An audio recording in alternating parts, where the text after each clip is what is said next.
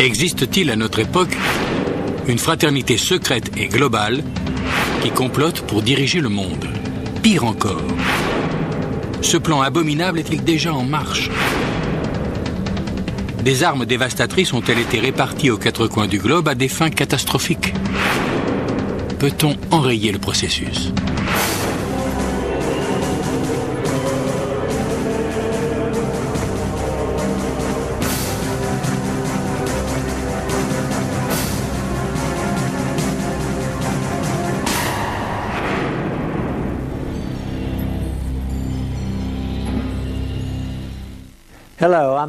Bonjour, je m'appelle Patrick McNee. L'Illuminati est supposé être une société secrète opérant depuis des siècles aux dimensions planétaires. Une confrérie occulte qui regroupe les personnalités les plus influentes du monde. Des individus de toute race et de toute religion qui occupent de hautes fonctions au sein des gouvernements, des églises, des affaires, de l'éducation, des sciences, de la médecine, de l'armée, de la finance et des organisations caritatives. Une fraternité secrète dont l'unique but est de s'emparer du contrôle de l'ensemble des peuples, des ressources et des fonds planétaires. S'il existe une société secrète aussi puissante, elle représente une menace absolue contre le monde libre. De fait, cela signifie qu'en réalité, le monde libre n'existe pas. Certains disent que c'est absurde. Mais désormais, pour la première fois dans l'histoire de l'humanité, nous avons la preuve de l'existence de cette société occulte d'envergure planétaire. Et nous savons aussi qu'elle a infiltré 2 des services de renseignement les plus puissants du monde. Qui plus est, nous avons découvert que des armes de destruction massive sont cachées aux États-Unis et dans d'autres pays pour une utilisation future. Comment cela est-il possible ?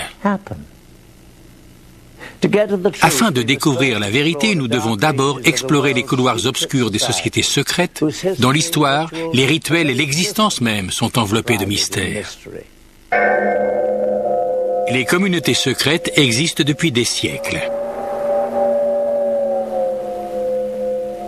Elles ont toutes quelque chose en commun, un savoir unique, que leurs membres jurent sous serment de garder secret.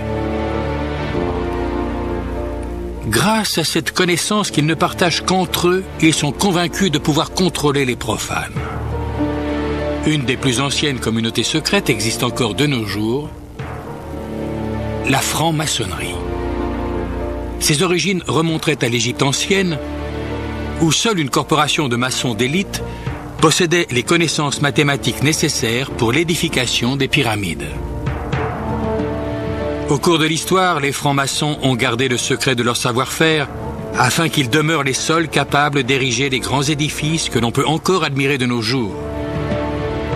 D'abord, les pyramides, puis les grands châteaux et les cathédrales européennes.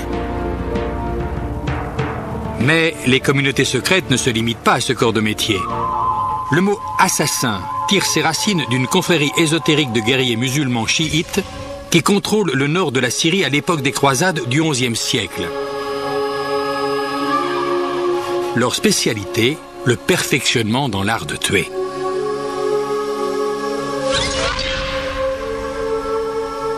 La secte a été fondée par Hassan ibn Sabah, dit le vieil homme de la montagne, qui règne depuis une forteresse reculée. Hassan endoctrine ses partisans en leur promettant que s'ils se battent et meurent pour Allah, ils vivront pour l'éternité dans un paradis terrestre. Il utilise le terrible pouvoir de la torture et du crime pour renforcer l'impact de ses préceptes fanatiques et pour inculquer à ses disciples une discipline et une dévotion absolue. Hassan leur donne du hashish afin de susciter en eux un sentiment d'invincibilité, puis les envoie dans des missions suicides. Le terme « assassin » est donc dérivé du mot « hashishin » ou « consommateur de hashish ». Vers 1100, les assassins constituent une force de 70 000 fervents fanatiques.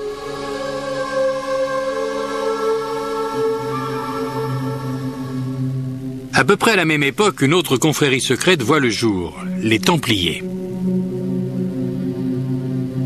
Le prieuré de Sion est une fraternité chevaleresque créée en France au Moyen-Âge, dont le but est de préserver la lignée des Mérovingiens et de les remettre sur le trône de France. Leur quartier général officiel se trouve à l'abbaye de Notre-Dame du Mont de Sion à Jérusalem. En 1117, Baudouin Ier, roi de Jérusalem, est redevable au prieuré d'avoir fortement appuyé son accession au trône. En récompense, le roi obtient que l'ordre des chevaliers du Temple devienne le bras administratif et militaire du prieuré de Sion.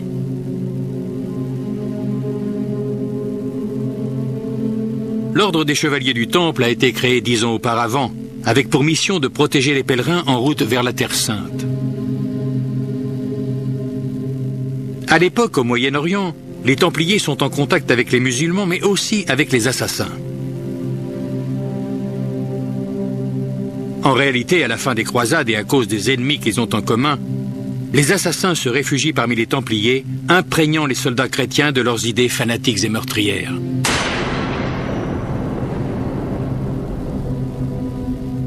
Progressivement, les Templiers s'éloignent de la mouvance chrétienne orthodoxe et leur doctrine, avec ses rituels secrets, devient plus mystique, hérétique et tournée vers l'occulte.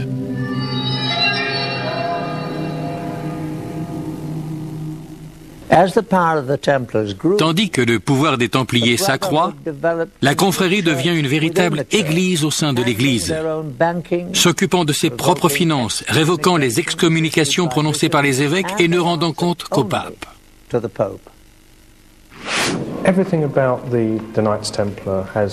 Depuis l'origine de la confrérie, tout ce qui a trait aux Templiers a quelque chose de mystérieux. L'ordre a été fondé juste après la première croisade, qui a rouvert la voie entre l'Europe et la Terre Sainte.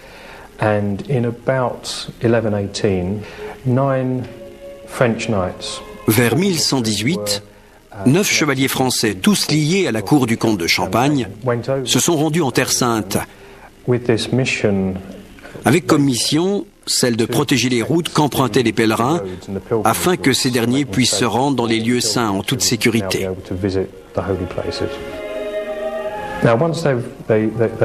Il n'y a cependant aucune trace de l'action des chevaliers au cours de la décennie qui a suivi leur arrivée en Terre Sainte. Quelque chose ne colle pas depuis le début. Il existe en outre des preuves selon lesquelles cette mission de protection des pèlerins n'était en réalité qu'une couverture. Ils se seraient rendus sur place pour une toute autre raison. Ces 9 chevaliers pensaient donc trouver quelque chose. On sait qu'ils ont procédé à des fouilles sous la colline du Temple, et plus récemment, les archéologues ont trouvé des preuves de ces excavations, notamment des objets provenant du Temple. En réalité, les Templiers ne sont que très peu sur les routes. Les 9 années passées sur place sont essentiellement consacrées à déblayer de vieux tunnels sous la colline du Temple, site original du temple biblique de Salomon. Mais que cherchait-il? Le temple de Salomon avait été détruit depuis bien longtemps. Cependant, l'on sait que, lors des périodes d'instabilité, les prêtres ont l'habitude de cacher les trésors religieux dans des caves secrètes, le temps que les choses rentrent dans l'ordre. La Bible nous dit que c'est ainsi que l'Arche d'Alliance et d'autres trésors des temples ont survécu à des invasions étrangères. Il se peut même que le Saint Graal ait survécu dans ce labyrinthe souterrain, attendant que l'homme redécouvre son pouvoir. Ce n'est certainement pas par hasard que les chevaliers se sont postés dans une mosquée sur l'ancien site. En fait, c'est au terme de leur séjour qu'ils changent de nom pour devenir les chevaliers du Temple, ou les Templiers. C'est un moine du nom de Bernard, plus connu sous celui de Saint Bernard, qui est à l'origine de la formation des Templiers. Saint Bernard déchiffre les textes en hébreu ancien. Bernard, qui à bien des égards aimait les choses matérielles, avait cependant une spiritualité de nature très étrange pour son époque. Il aimait beaucoup l'aspect féminin de la religion, les cultes autour de la Madone noire, que l'on trouvait essentiellement dans le sud de la France. Des cultes mystérieux, presque païens. Ces adeptes vénéraient le féminin qu'incarne essentiellement la Vierge Marie, ce qui était assez inhabituel à cette époque. Il semble que ce soit ce qui le motivait par-dessus tout. Encore une fois, Saint Bernard était un grand érudit pour son temps. Il étudiait les textes hébreux ainsi que d'autres écrits. Il se pourrait très bien qu'il ait découvert dans ces textes quelque chose qui aura incité ses chevaliers à s'intéresser de très près à Jérusalem. Ce ne sont là que des hypothèses, mais elles paraissent assez fondées. C'est même assez logique, dans la mesure où vous avez là des gens qui étudient de vieux documents et qui éprouvent subitement le besoin d'envoyer leurs contemporains sur les lieux que décrivent ces textes. Ils étaient à la recherche de quelque chose. Personnellement, j'ignore ce qu'ils ont trouvé, si ce n'est que leur découverte semblait importante. Cela reste un mystère, et quelle qu'en soit la nature, personne ne sait ce qu'il en est advenu. L'énigme reste entière. Les théories ne manquent certes pas, et chacune peut s'avérer correcte. L'Arche d'Alliance, le Saint Graal. Mais ils avaient certainement un secret.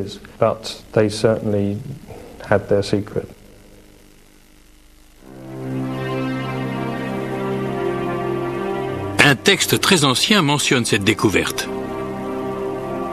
Nous nous rendîmes au passage secret et fîmes descendre un de nos compagnons comme auparavant. Le soleil était alors à sa hauteur méridienne et ses rayons lui permirent de découvrir un petit coffret juché sur un piédestal curieusement ouvragé et recouvert d'or.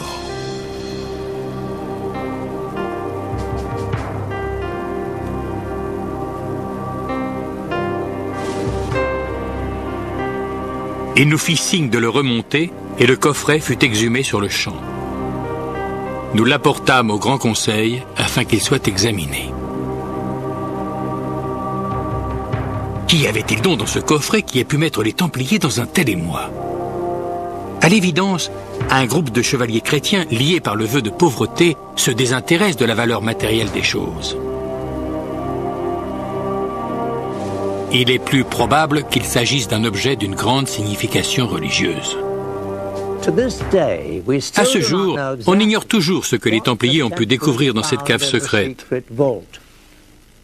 Ce que l'on sait, en revanche, c'est que la nouvelle a poussé le comte de Champagne, le financier de l'expédition jusqu'à Jérusalem, à venir rejoindre ses anciens vassaux.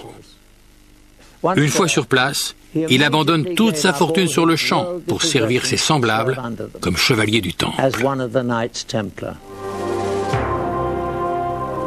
C'est à la suite de cette découverte que le grand maître des Templiers rend visite au pape et, avec la bénédiction de Saint Bernard, l'ordre des chevaliers du Temple est officiellement reconnu par l'Église. Les hommes accourent des quatre coins du monde chrétien, abandonnant leur famille, leurs biens, pour faire vœu de chasteté et de pauvreté.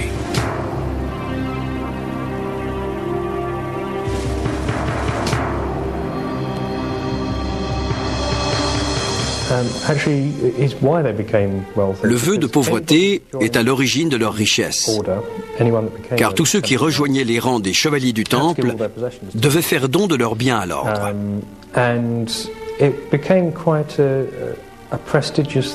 Cela ajoutait au prestige des familles nobles de voir certains de leurs fils rejoindre l'ordre des Templiers.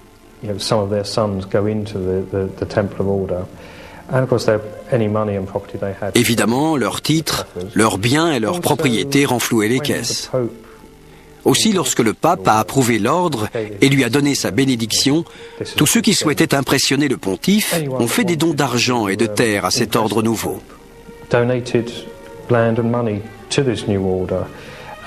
Ainsi, et ce à une échelle colossale, aucun des chevaliers n'était en droit de posséder le moindre bien. Les terres, les châteaux, le bétail et tout simplement l'argent dont on leur faisait don, tout était reversé à l'ordre. Ils avaient la réputation d'être la force de combat la plus efficace et la plus redoutée du camp chrétien.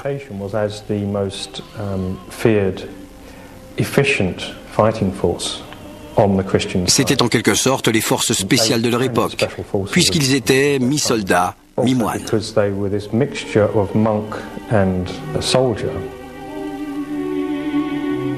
Les chevaliers du Temple font carrière bien au-delà des croisades. Ils prennent le contrôle financier de l'Europe et s'approprient toutes les activités principales, essentiellement le domaine des prêts monétaires. Ils inventent la monnaie scripturale et, en quelques années, deviennent les créanciers de tous les rois du vieux continent. Leur puissance était devenue bien trop importante, du moins du point de vue du pape et de la plupart des rois. Ils étaient incroyablement riches et rien ne semblait pouvoir les arrêter. Les historiens s'accordent pour dire que c'est leur richesse qui a suscité des convoitises. Philippe le Bel est le roi de France qui, le premier, est entré en conflit avec les Templiers, essentiellement parce qu'ils jalousaient leur richesse. Il s'est retranché derrière des accusations de blasphème et de sacrilège, mais il en voulait surtout à leur argent. Les charges retenues contre les Templiers étaient des accusations de blasphème et de sacrilège, et aussi d'irrévérence envers l'Église, ce qui était un fait avéré. Il y avait également des allégations sexuelles, ce qui est toujours le cas lorsqu'on retient des charges contre des groupes hérétiques.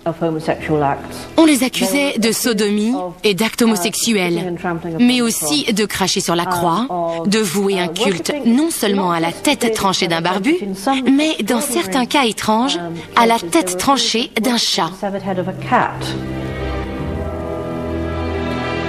L'Église catholique se voit contrainte d'interdire les Templiers.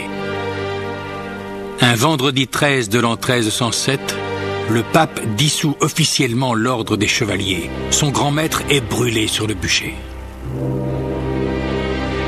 Vers le milieu du XIVe siècle, les chevaliers du Temple semblent avoir complètement disparu et leurs biens confisqués. Mais peut-on éliminer du jour au lendemain la confrérie la plus puissante et la plus riche du monde, ainsi que tous ses biens? Non. Les Templiers hautement aguerris et parfaitement organisés passent vite dans la clandestinité, emportant avec eux l'essentiel de leur fortune. Ils deviennent une communauté secrète et très bien financée, au pouvoir extrêmement puissant. Comme le démontre l'histoire, les Templiers n'ont fait que disparaître de la scène publique, mais désormais, ils vouent une haine farouche à l'Église catholique. Le prieuré de Sion craint que l'Église lui réserve le même sort. À la même époque, la confrérie semble disparaître de la scène publique pour mieux vivre dans l'ombre. Durant plus de 400 ans du XIVe siècle à la fin du XVIIIe, les francs-maçons, les assassins, le prieuré de Sion et les Templiers existent sous la forme de communautés secrètes et isolées, à l'influence limitée. Jusqu'à ce 1er mai 1776 en Bavière, où la race humaine va connaître ce qui risque d'être son jour le plus sombre.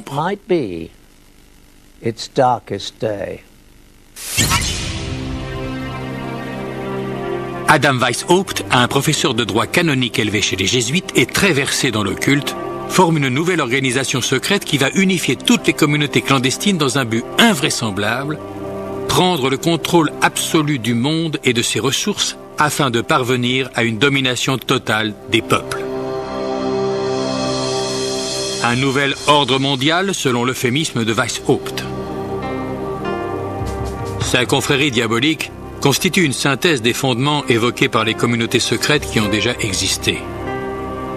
Il associe habilement les rituels ésotériques des francs-maçons, le mysticisme islamique des assassins, l'art de tuer et l'usage du hashish, les membres influents du prieuré de Sion et la fortune, le pouvoir, la science militaire et la vendetta des Templiers, et dirige le tout contre l'Église catholique. Il y ajoute ses propres connaissances occultes. Pour fonder sa communauté, il ne choisit pas le 1er mai par hasard. C'est une date importante dans le calendrier satanique. Le groupe est baptisé Illuminati, soit inspiration intellectuelle pour la version officielle. Mais en privé, Weishaupt déclare lui-même que le terme est dérivé de Lucifer et signifie « porteur de la lumière ». Le sceau officiel est une pyramide mystique tronquée, coiffée d'un œil dont les rayons lumineux se propagent dans toutes les directions. L'œil symbolise la connaissance de la confrérie d'illuminés qui règne au-dessus du monde. À l'attention de ses disciples, le fondateur énumère les 5 grands moyens secrets qui vont permettre d'accomplir son but obscur, la domination totale du monde. 1. La corruption par l'argent et par le sexe sera utilisée pour contrôler les hauts fonctionnaires occupant déjà des postes importants dans l'ensemble des gouvernements et des domaines de réussite. 2. Les Illuminati qui sont dans le corps enseignant des collèges et des universités devront instruire les meilleurs élèves pour les besoins de la cause. 3. Les personnes influentes et les élèves spécialement entraînés sous le contrôle de la confrérie seront placés dans les coulisses des gouvernements, des institutions religieuses et financières et utilisés comme agents. 4. La communauté secrète exercera une suprématie absolue sur les médias afin que toute information puisse être orientée de manière à convaincre le grand public qu'un gouvernement mondial unique est la seule solution à nos nombreux problèmes. 5. La phase finale de l'opération utilisera toutes les forces en place afin de lancer des coups d'État militaires destinés à renverser tout gouvernement hostile et à mettre le monde sous le joug d'un gouvernement global contrôlé par les Illuminati.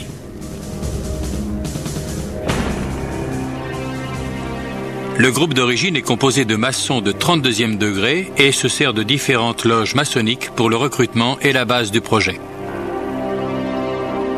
Le franc-maçon de plus haut rang à être recruté est le baron Knigge, un aristocrate du nord de l'Allemagne également connu sous le nom d'Adolphe Francis.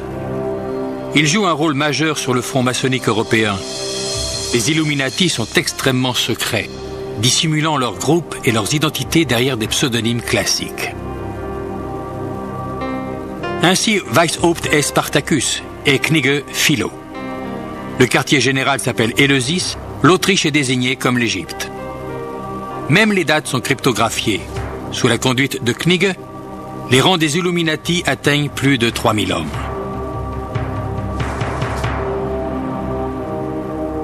Mais un succès aussi rapide engendre l'opposition, notamment de la part des jésuites qui, dès le début, combattent les Illuminati avant que l'ensemble des prêtres ne deviennent activement leurs ennemis. Dès lors, l'Église catholique mène l'offensive contre la confrérie secrète. L'opposition grandit au point que le gouverneur de Bavière déclare dans un édit de 1784 que les Illuminati représentent une conspiration hors la loi. Un grand nombre de leurs membres est emprisonné et certains, dont Weishaupt, sont bannis du royaume. L'illuminisme et bientôt la franc-maçonnerie sont contraints de quitter la Bavière. À la fin du XVIIIe siècle, les Illuminati semblent avoir été complètement éradiqués. Mais la disparition de la confrérie secrète, tout comme celle qui l'ont précédée, n'est qu'une apparence. Elle n'a fait que passer dans la clandestinité en prenant le soin d'ajouter un article de plus à sa liste de sombres objectifs, celui d'infiltrer et de faire tomber la religion catholique. Lorsqu'on observe le monde d'aujourd'hui, que voit-on de toutes ces communautés secrètes? Les groupes maçonniques sont la communauté dominante et existent au grand jour à travers le monde. De nos jours, dans le rite américain dit d'York, le degré de chevalier du temple est le plus haut grade de la hiérarchie. Ce qui se passe dans les loges maçonniques est encore relativement secret. Seuls les dignitaires du plus haut échelon ont probablement connaissance des rituels obscurs, des objectifs et des vendettas menés contre l'Église catholique. Les francs-maçons et les templiers se sont parfaitement intégrés au sein des sociétés les plus respectées de notre monde. Dans une moindre mesure, les assassins ont fait des apparitions périodiques au cours de l'histoire. Au début du XIXe siècle, ils apparaissent en Inde sous la direction de l'Aga Khan, à qui ils attribuent des pouvoirs divins. À la fin du XIXe siècle, l'Aga Khan les mène jusqu'en Afghanistan, où ils développent des relations durables avec les Britanniques. Plus tard, les descendants de l'Aga Khan infiltrent davantage les cultures occidentales. Le mariage du prince Ali Aga Khan, petit-fils d'Aga Khan II, avec l'actrice américaine Rita Hayworth en est un exemple frappant. Les assassins, en tant qu'organisation meurtrière secrète, appartiennent-ils désormais au passé? Les effusions de sang perpétrées de nos jours par les extrémistes islamiques portent à croire que les assassins sont encore bien actifs. Le prieuré de Sion est également toujours en activité de nos jours. D'ailleurs, un grand nombre de figures illustres de l'histoire y auraient servi comme grands maîtres. Certaines preuves confirment cette hypothèse. En 1975, une découverte est effectuée dans une librairie parisienne. On y trouve des parchemins désignés sous le nom de dossier Le Carré. Ces documents révèlent entre autres que Léonard de Vinci, Victor Hugo et Isaac Newton ont été des membres secrets du prieuré. Certains attribuent la création de l'Union européenne au prieuré de Sion. François Mitterrand aurait été un de ses membres, tout comme beaucoup d'autres puissants de ce monde.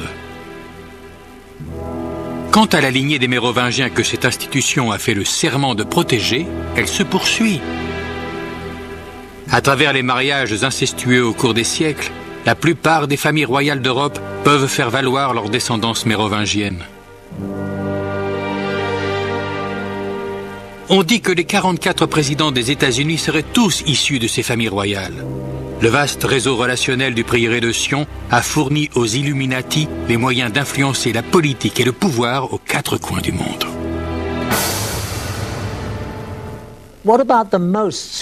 Justement, qu'est-il advenu des Illuminati d'Adam Weishaupt, la plus secrète d'entre toutes ces communautés, cette confrérie qui a fait le vœu de rassembler toutes les autres pour diriger le monde?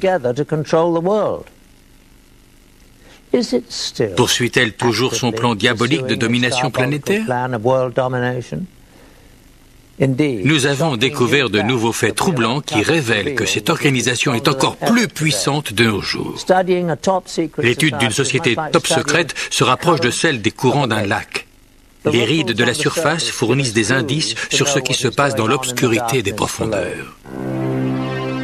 Le plan d'envergure des Illuminati exige d'infiltrer les gouvernements à travers le monde. Au cours de notre vaste enquête, nous nous sommes concentrés sur une seule cible, l'ex-URSS, afin de déterminer comment elle a pu être manipulée par les Illuminati.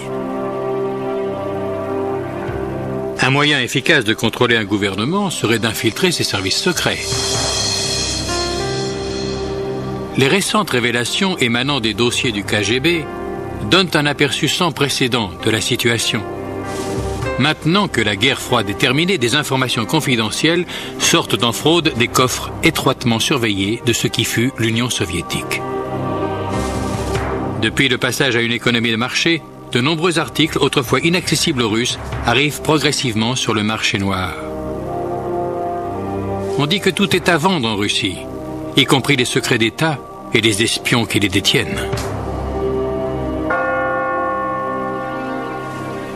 Après la chute de l'Union soviétique, le KGB est dissous.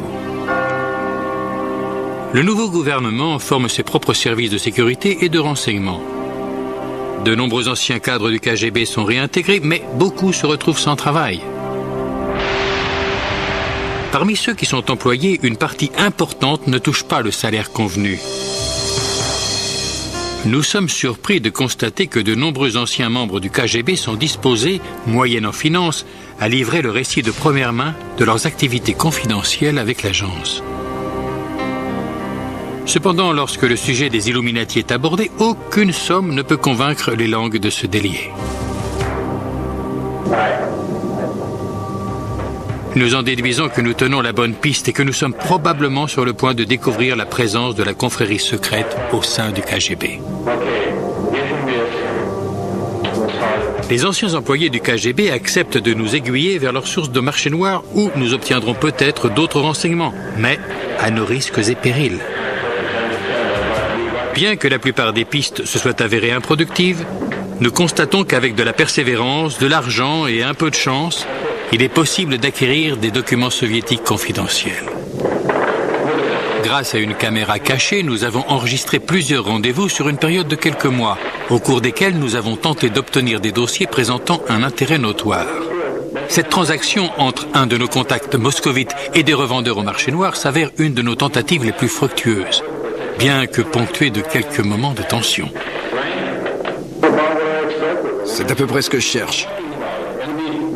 C'est ce que je te dis. On doit payer notre type et arranger l'affaire. On l'avait dit 5 000, c'est tout ce que j'ai. Il nous faut plus d'argent que ça. Écoute, il nous faut plus que ça, compris? Bon, d'accord, donne-nous 5 000, ça va. Tu nous donneras le reste demain ou après-demain, peu importe. On est tombé d'accord sur 5000. Je ne reviendrai pas. C'est tout ce que j'ai. Alors on reprend les documents.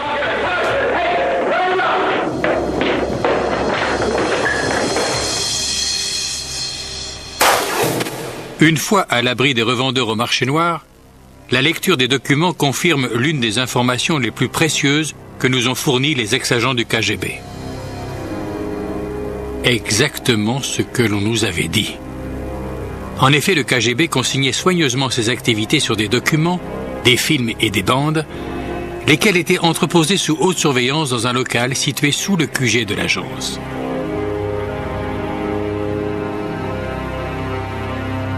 Il s'agit sans doute des archives les plus sensibles en possession du KGB, car elles pourraient mettre en lumière les activités les plus intimes des services de renseignement et peut-être établir le lien avec les Illuminati.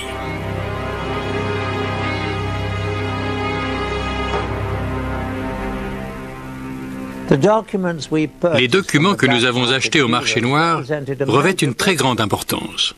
Ils révèlent non seulement l'existence d'autres documents du KGB, mais nous apprennent également où ces éléments sont gardés. Fort de cette information de taille, nous retournons donc voir nos contacts du marché noir. Nous sommes convaincus qu'avec la disparition du KGB, la plupart des mesures de sécurité destinées à protéger ces documents ont été abandonnées.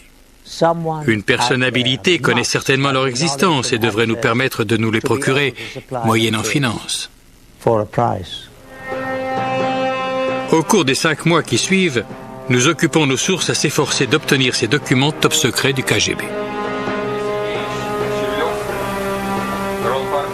Cette transaction entre un de nos contacts moscovites, un interprète et un revendeur au marché noir local, donne des résultats surprenants. La rencontre se tient dans une fabrique de textiles du quartier Sokornoki de Moscou. Ce bureau est celui de l'entrepreneur moscovite propriétaire de l'usine, qui l'utilise aussi bien pour ses affaires licites qu'illicites. À l'issue des présentations, notre contact demande au revendeur si les documents du KGB se trouvent sur les lieux.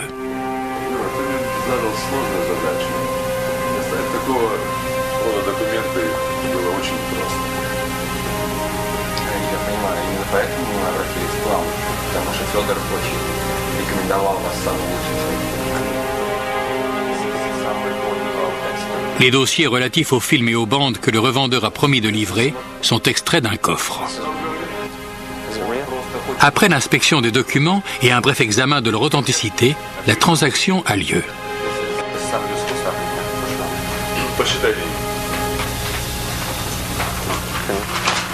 Merci. Ravi d'avoir fait votre connaissance.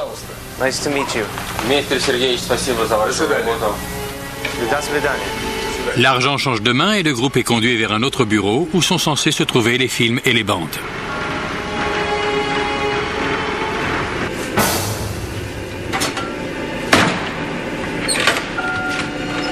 Les films, les enregistrements et les dossiers dont nous avions entendu parler refont enfin surface.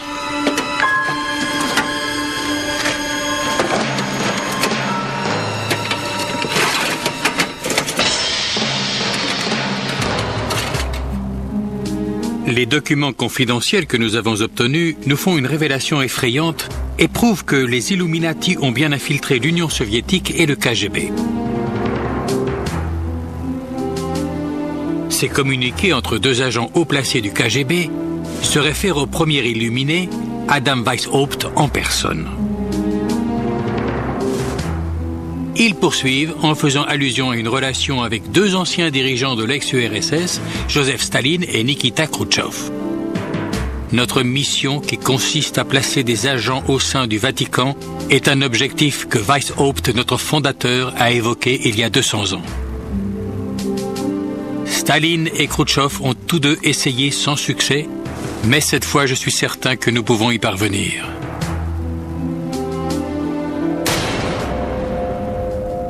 Qui plus est, dans le laboratoire, nos enquêteurs font une découverte alarmante.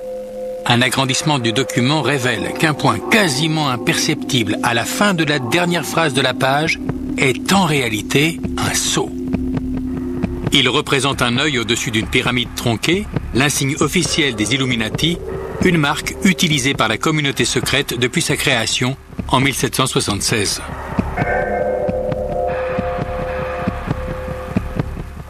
Le KGB était déterminé à infiltrer le Vatican. En quoi ce lieu plus qu'un autre est-il si important pour les soviétiques?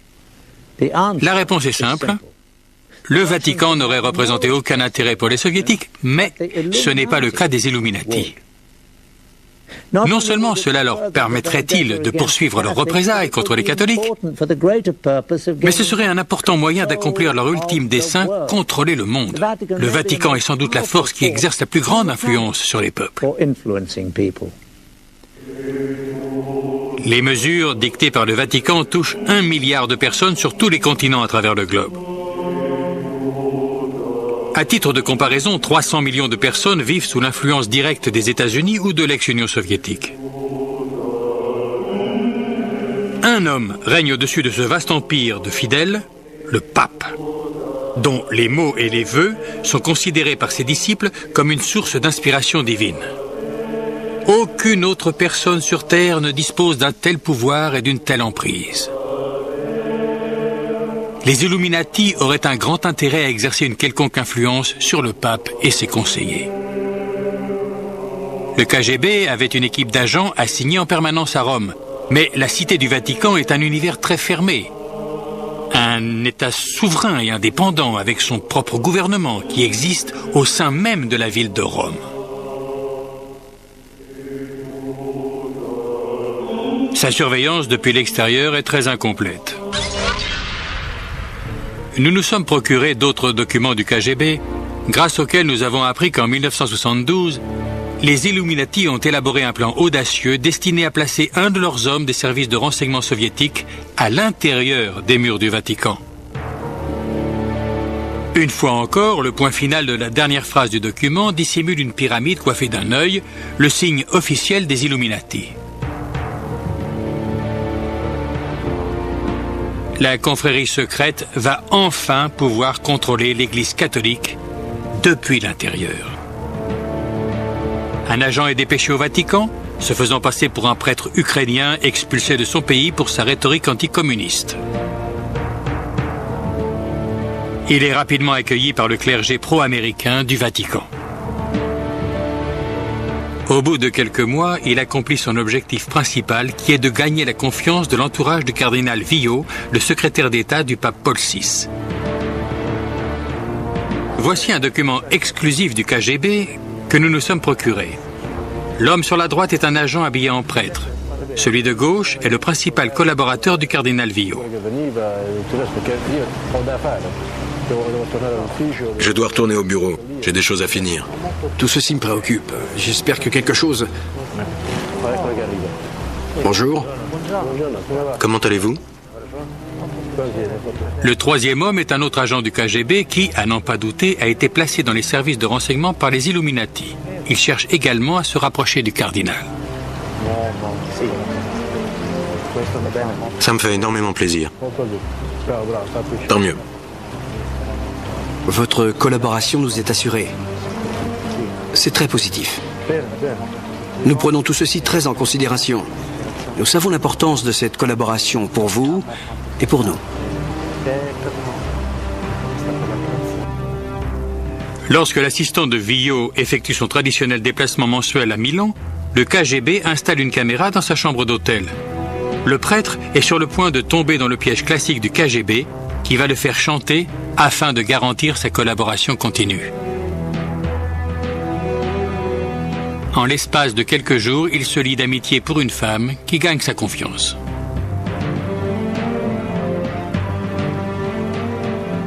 Le piège est bien tendu, comme en témoigne le film. Un soir, la femme rejoint le prêtre dans sa chambre pour l'emmener à un dîner de réunion. Rouge, blanc, plutôt du blanc s'il vous plaît. Voyons, je crois qu'il doit y en avoir. Par ici.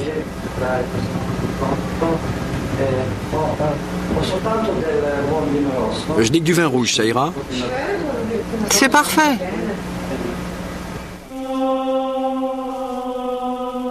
Tandis qu'il s'absente brièvement pour remplir les verres, elle retire son chemisier.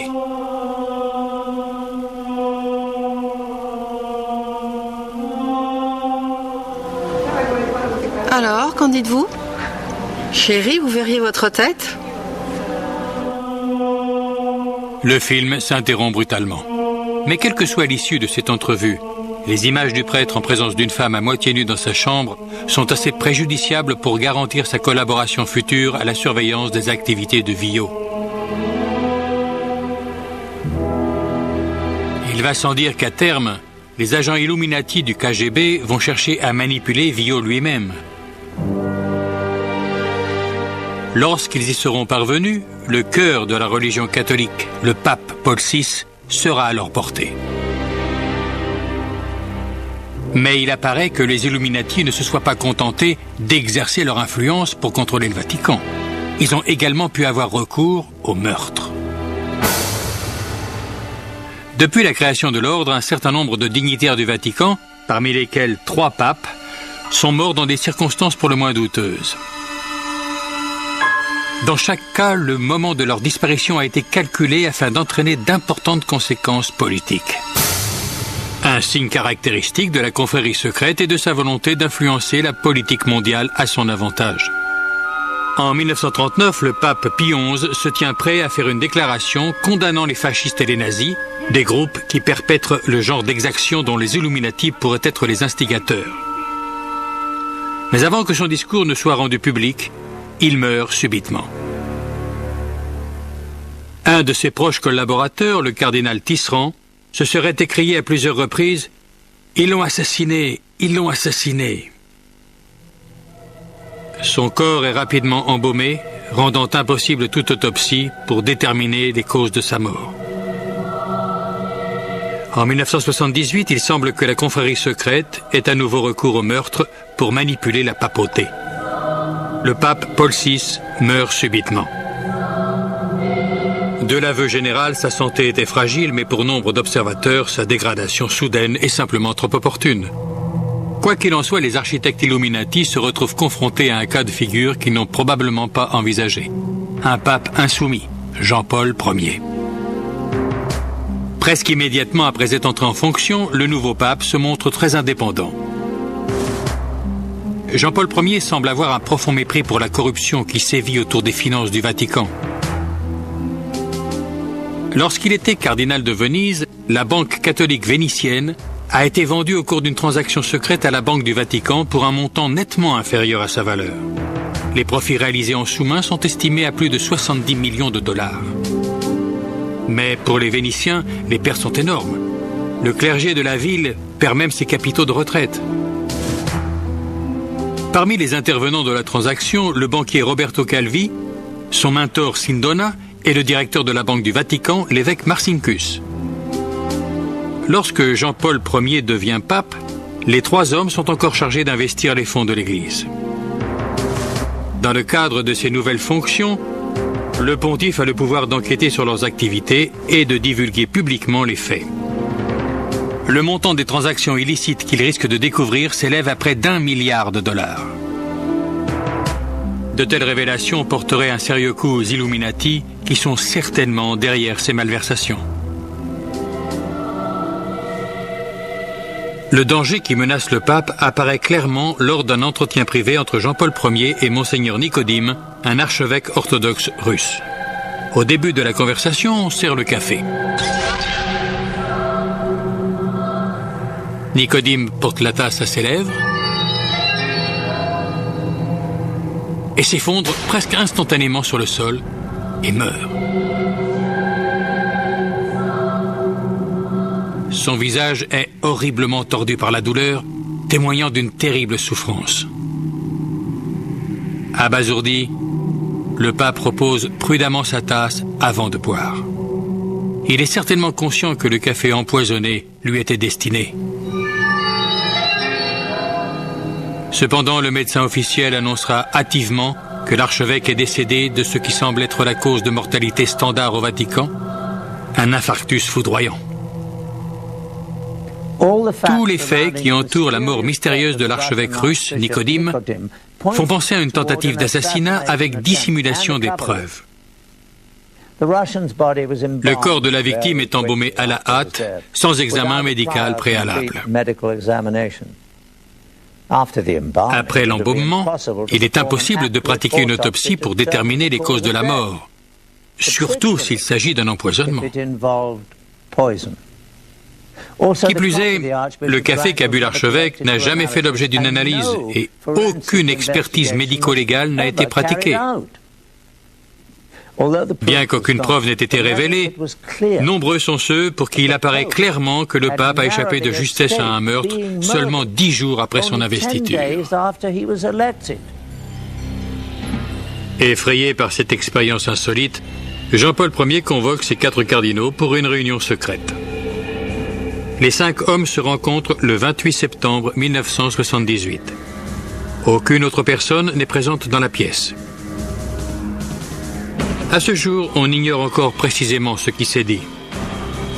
Mais à l'issue de la réunion, le pape passe à l'action et destitue le cardinal Villot de son poste de secrétaire d'État. Le cardinal Villot, dont l'adjoint avait été victime d'un chantage par l'intermédiaire des films du KGB en 1972. Au cours des 6 années qui se sont écoulées, il y a fort à parier que le cardinal lui-même s'est laissé prendre dans la toile des Illuminati. Sa révocation signifie que le pape a découvert au moins une partie du secret obscur. Mais même Jean-Paul Ier ne peut échapper au destin que lui réservent les Illuminati. Ce soir-là, le souverain pontife se retire dans sa chambre plus tôt que d'habitude, emportant des notes détaillées sur la réunion secrète sur lesquelles il doit statuer. À 5 heures le lendemain matin, la préposée la plus proche du pape, sœur Vicenza, est inquiète. Sa sainteté n'a encore jamais dormi si tard. Elle jette un œil à travers la porte. Jean-Paul Ier est assis dans son lit, sa lampe de chevet allumée, comme s'il lisait. Des feuilles sont éparpillées autour de lui. Mais, à la stupéfaction de la sœur, son visage a la même expression figée que celui de Nicodime, l'archevêque russe assassiné quelques jours auparavant. Jean-Paul Ier est mort. Son règne aura duré moins de 5 semaines. Fort de plus de 2 siècles d'expérience dans l'art de perfectionner leurs méthodes secrètes, les Illuminati font disparaître les moindres preuves. Malgré sa destitution par le pape quelques heures auparavant, le cardinal Villot reprend ses fonctions. En tant que plus haut dignitaire de l'Église, il assure désormais l'intérim de la papauté. Il commence par s'enfermer dans la chambre du pontife pour rassembler les médicaments sur la table de nuit, ainsi que la plupart des documents éparpillés sur le lit, parmi lesquels figurent les minutes de la réunion secrète. Il s'empare également des bonbons que le pape aimait déguster en lisant, mais aussi de ses lunettes et même de ses chaussons. Tous ces éléments disparaîtront à jamais. Puis le cardinal Villot envoie sœur Vicenza dans un couvent, après lui avoir formellement interdit de dire à quiconque qu'elle avait découvert le pontife mort, ou de raconter ce qu'elle avait vu. À 6h10, il convoque les embaumeurs. Mais ce qui est encore plus étrange, c'est qu'ils arrivent presque immédiatement sur les lieux. Compte tenu de la distance qu'ils avaient à parcourir, il a été estimé qu'ils ont dû être contactés à 4h45. Soit 15 minutes avant que sœur Vicenza ne découvre la mort du pape. À 7h30, la nouvelle est rendue publique. La cause du décès est un arrêt cardiaque. La déclaration indique que le secrétaire du pape, Monseigneur Mag, a découvert le corps. L'heure officielle de la découverte est avancée à 5h30. Lorsque le communiqué est diffusé, les embaumeurs ont déjà fini leur travail, comme ce fut le cas pour l'archevêque russe mort 23 jours plus tôt dans des conditions étrangement similaires. Toute possibilité de pratiquer une autopsie fiable est éliminée. Toute chance de déterminer l'éventuelle origine criminelle de la mort de Jean-Paul Ier est désormais impossible.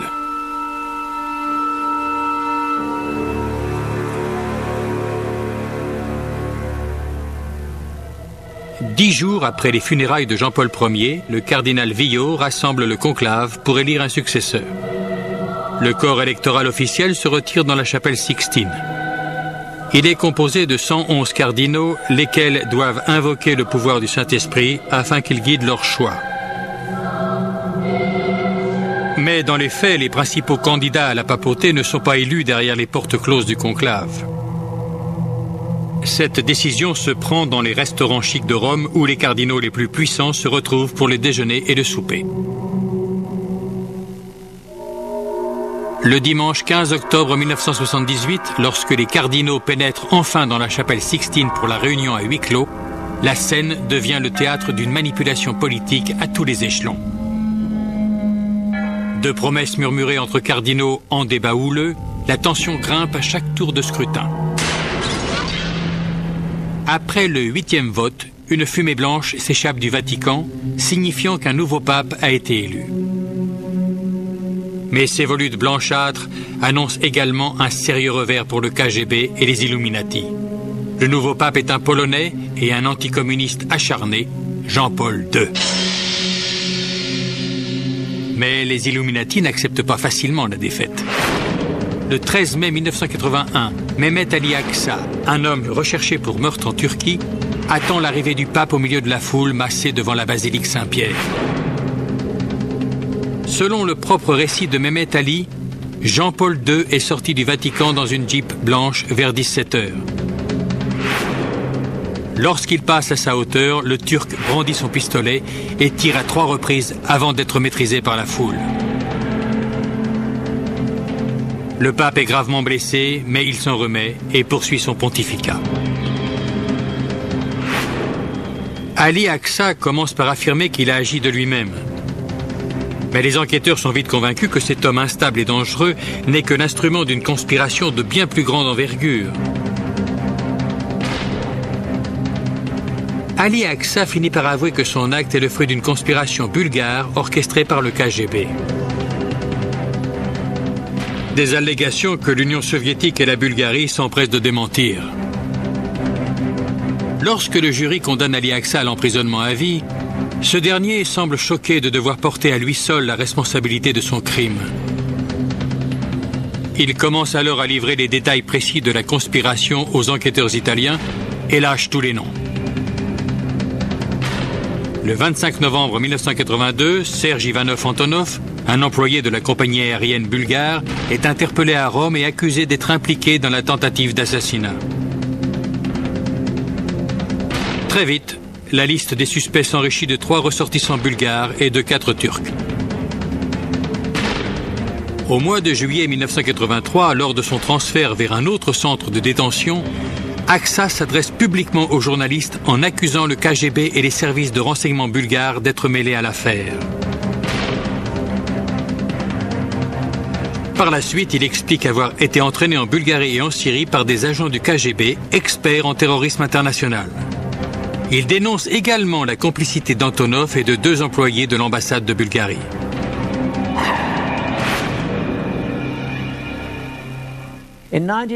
En 1984, le juge italien Lario Martella est convaincu que le KGB et les services de renseignement bulgares sont impliqués dans la tentative d'assassinat du pape Jean-Paul II. Le juge se fonde sur les faits suivants.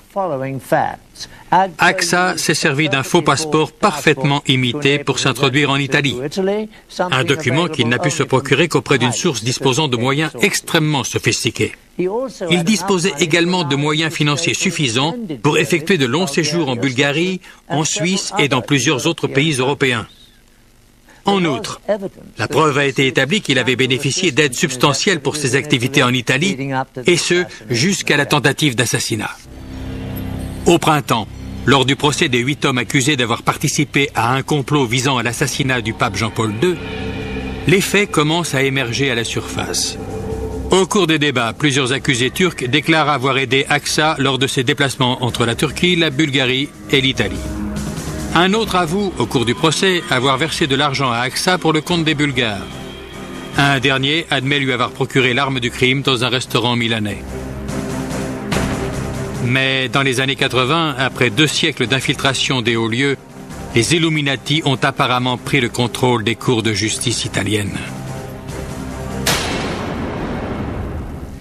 Au final, à la stupéfaction de la plupart des observateurs, la Cour italienne estime que les preuves rassemblées ne permettent pas de condamner les conspirateurs. Si l'affaire AXA a illustré que la communauté secrète avait bien compromis le système judiciaire italien, elle a également démontré que les Illuminati avaient atteint le sommet de la hiérarchie du KGB. En 1990, Viktor Ivanovitch Chemov, un commandant du KGB passé à l'Ouest, fait un aveu troublant. Avant de fuir l'URSS en 1980, il a reçu l'ordre d'obtenir tous les renseignements permettant d'approcher le pape physiquement. L'ordre est signé de la main de Yuri Andropov lui-même, alors chef du KGB. Le même Andropov qui sera nommé quelques années plus tard à la tête de l'Union soviétique.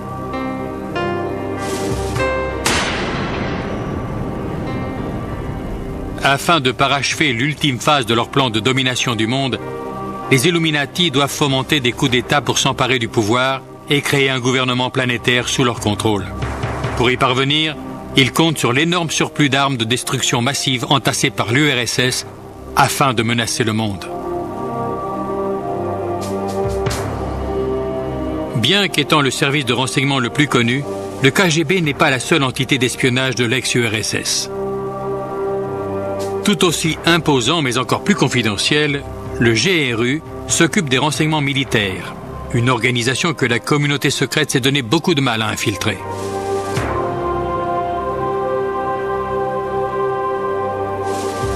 La preuve qu'ils y sont parvenus se trouve dans les documents top secrets du GRU que nous avons obtenus au marché noir en Russie. Ces documents contiennent les ordres d'un agent dont l'activité de journaliste à Washington sert de couverture. Une fois de plus, la signature des Illuminati apparaît sous la forme d'un point de ponctuation qui, une fois agrandi, représente la pyramide coiffée de l'œil.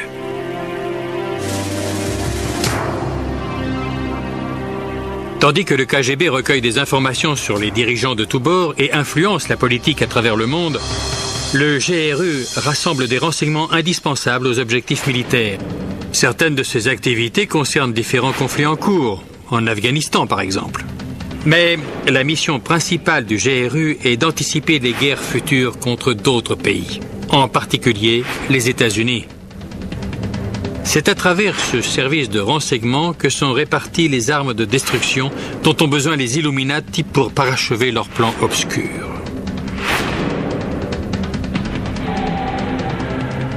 Les agents secrets du GRU sont parfaitement formés pour ce genre d'opération. À l'époque de la guerre froide, tout au long de la durée de notre service militaire en ex-Union soviétique, nous suivions une préparation en vue du futur conflit contre les États-Unis. En plus de la formation militaire, les agents du GRU subissent 3 années d'entraînement intensif. Ils apprennent à manier tous les outils et les techniques d'espionnage et deviennent des experts en matière d'explosifs. Une fois opérationnels, les agents du GRU sont affectés à des missions dans des pays étrangers. Certains bénéficient de couverture diplomatique et travaillent dans les ambassades. D'autres opèrent comme journalistes, comme en témoignent les documents secrets que nous nous sommes procurés, qui portent les insignes des Illuminati.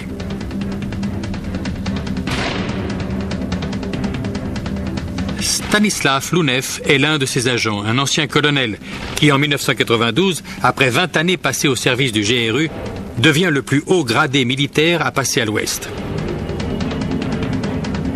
Dans son livre et dans l'interview exclusive qu'il nous a accordée, Lunev nous plonge dans l'univers du GRU.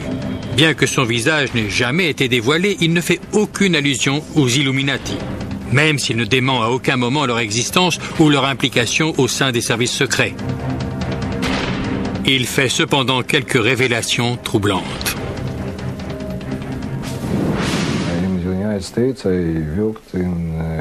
Aux États-Unis, j'avais une couverture de correspondant de presse pour l'agence TASS lorsque je participais à des opérations dans la région de Washington. C'est une excellente couverture. Vous savez, il y a beaucoup de points communs entre les journalistes et les vrais espions. Tous recherchent de vraies informations.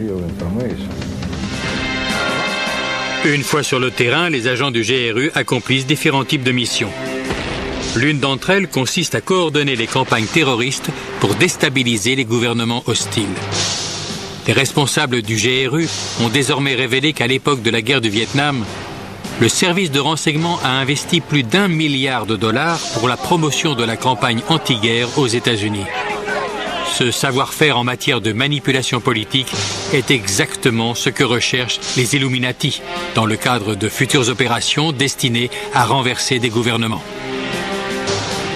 L'autre domaine essentiel du travail des agents du GRU consiste à préparer le terrain pour les forces spéciales soviétiques, les Spetsnaz. Ces troupes d'élite qui dépendent du GRU peuvent infiltrer des pays pour des missions de sabotage militaire destinées à détruire des cibles stratégiques comme les centrales électriques, les ponts ou les centres de communication. D'autres commandos interviennent pour assassiner les chefs de gouvernement et leurs familles. Un domaine d'une grande utilité pour les Illuminati dans leur plan de domination du monde. Afin d'être en mesure d'introduire les forces spéciales à l'étranger au moment voulu, le GRU devait s'assurer de pouvoir passer les frontières. Pour cela, il se reposait sur le savoir-faire du KGB, qui excellait dans l'art de s'introduire dans les pays hostiles. Il devait pouvoir localiser leurs espions à tout moment et faire sortir les informations. Là encore, le KGB utilise le sexe et le chantage pour atteindre son objectif. Dans ce film en caméra cachée, l'homme à droite est un agent du KGB, un corbeau, c'est-à-dire un homme dont la mission est de séduire quelqu'un à des fins d'espionnage. Ce corbeau est en train de piéger un garde-frontière mexicain. Appelle-moi, je trouverai un endroit. D'accord. Alors à demain. Ça marche. À plus tard. Une fois le garde-frontière ferré, les agents du KGB peuvent emprunter ce poste frontière mexicain pour se rendre librement aux États-Unis. L'information est ensuite transmise au GRU afin qu'il puisse également utiliser cet accès pour infiltrer ses agents de la Spetsnaz le moment venu.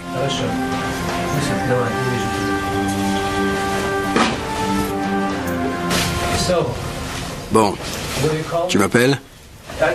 Je t'appelle. T'es sûr? De toute façon, je te contacterai. Je te retrouverai et je t'appellerai, ça va? Oui, ça va. Pour exécuter son plan de chaos planétaire et de coup d'État militaire, la confrérie secrète utilise le GRU pour positionner des espions en sommeil et des armes dévastatrices à travers le monde. Ces armes resteront cachées dans des lieux stratégiques jusqu'au jour de leur utilisation. Au moment choisi par les Illuminati, les espions en sommeil seront réactivés et les armes seront utilisées.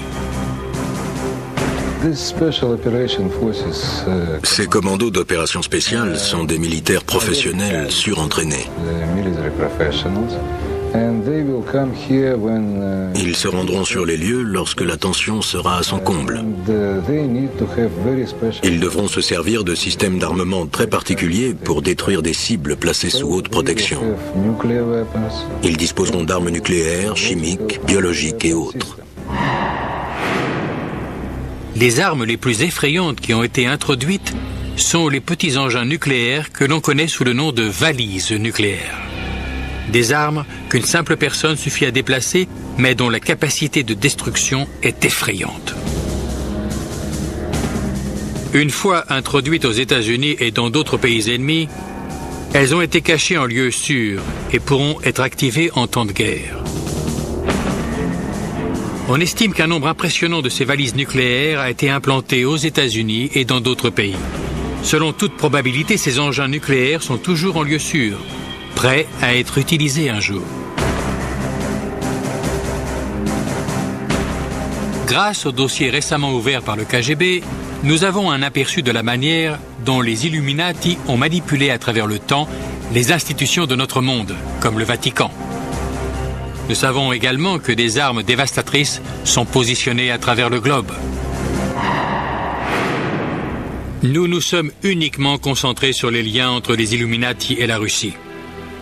Depuis qu'Adam Weishaupt a fondé la confrérie secrète en 1776, Son réseau tentaculaire a infiltré de nombreux pays à travers le globe. Les États-Unis eux-mêmes montrent des signes ostensibles. Plus évident figure au dos du billet d'$1 américain. En 1933, le président Franklin Roosevelt a ordonné que la pyramide coiffée de l'œil figure bien en évidence sur le billet vert. En dessous, on peut lire l'inscription en latin « Novus Ordo Seclorum ». Nouvel ordre mondial.